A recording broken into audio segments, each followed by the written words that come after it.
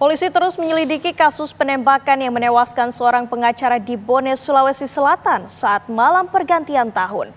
Polisi juga telah memeriksa sejumlah saksi mata yang berada di lokasi penembakan. Memasuki hari keempat, polisi masih terus menyelidiki kasus penembakan di Bone, Sulawesi Selatan yang menewaskan seorang pengacara saat malam pergantian tahun. Seluruh saksi mata yang berada di lokasi penembakan pun telah diperiksa. Kendati demikian, polisi belum memeriksa istri korban dan 3 tukang bangunan yang dipekerjakan untuk merenovasi kantor yang saat ini menjadi TKP.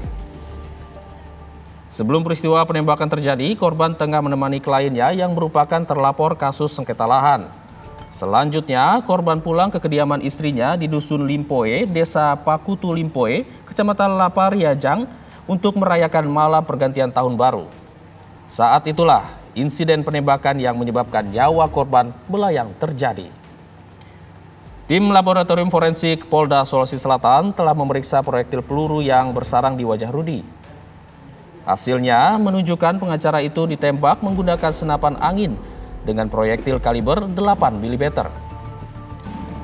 Menurut rekan sesama pengacara, kasus penembakan ini diduga berhubungan dengan sengketa lahan yang saat ini tengah ditangani oleh korban.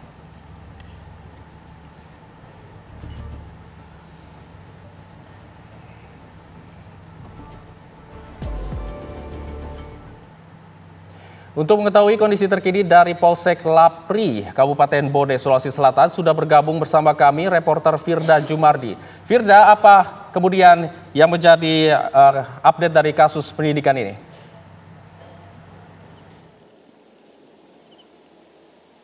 Ya, Hijol dan juga pemirsa, benar sekali saat ini saya sudah berada di Polsek Lapri, di mana Polsek Lapri inilah yang dijadikan pusat penyelidikan dari kepolisian atau tim gabungan dari Polda Sulsel dan juga Polres Bone. Hingga malam tadi kami konfirmasi perkembangan kasus dari penembakan pengacara oleh orang tidak dikenal.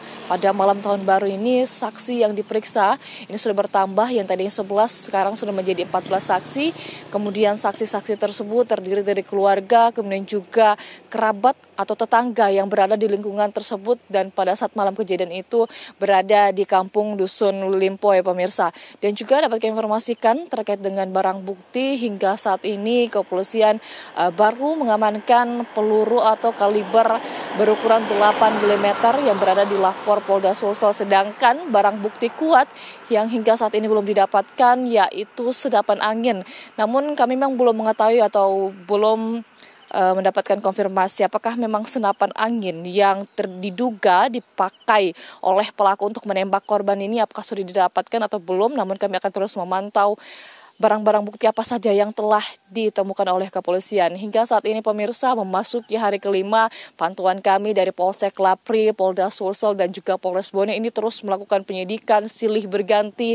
Hingga malam tadi saksi-saksi ini terus datang ke Polsek Lapri untuk dimintai keterangan satu persatu hingga nantinya dapat membuat benang merah dan mendapatkan titik terang dari peristiwa penembakan terhadap pengacara ini, pemirsa. Dan dapat kami informasikan juga jika satu orang saksi penting yaitu istri korban hingga saat ini belum diperiksa, namun akan dijadwalkan pada hari Senin nantinya untuk diperiksa di Kota Makassar. Informasi yang kami dapatkan dari kepolisian.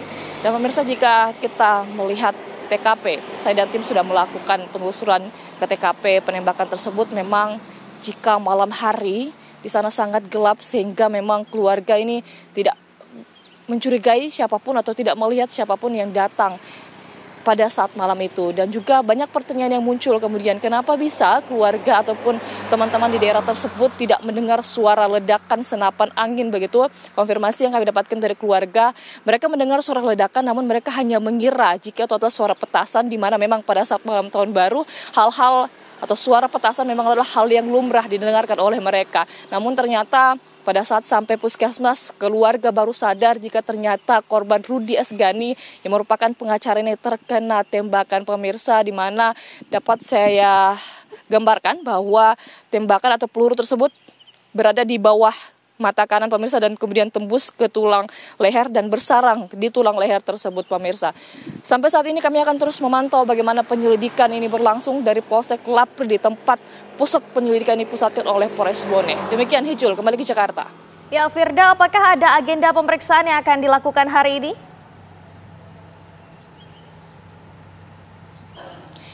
Ya, untuk agenda pemeriksaan hingga saat ini akan terus dilakukan menurut informasi yang kami dapatkan dari kepolisian malam tadi, karena memang setiap saksi yang diperiksa ini akan kemudian menyebutkan saksi-saksi lainnya begitu, hingga akan terus dilakukan pemeriksaan hingga nantinya ini dapat mengerucut dan mendapatkan di mana memang sebenarnya tempat pelaku hingga dilakukan penangkapan nantinya. Baik, terima kasih Firda Jumadi mengabarkan langsung dari Kabupaten Bone, Sulawesi Selatan. Selamat bertugas kembali.